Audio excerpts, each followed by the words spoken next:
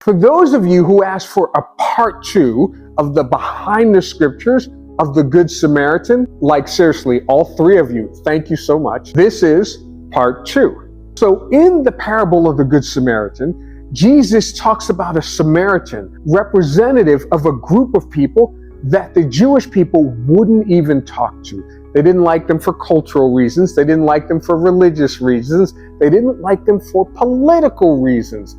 That should hit home with a lot of folks.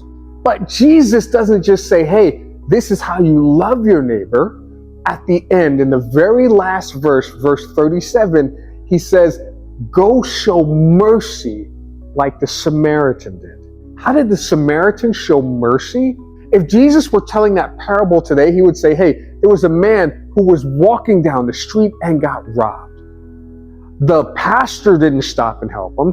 The religious folks didn't stop and help him.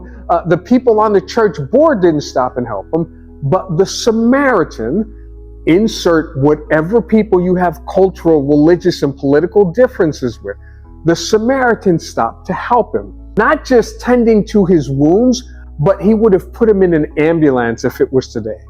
He would have rode in the ambulance with him to the hospital. When the hospital workers came out and said, hey, who's paying for this?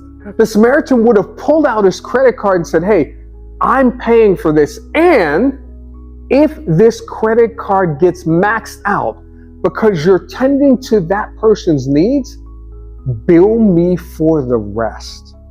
That's showing mercy for someone who is culturally different than you, who is religiously different than you, who is politically different than you, who is actually, though, a neighbor to you.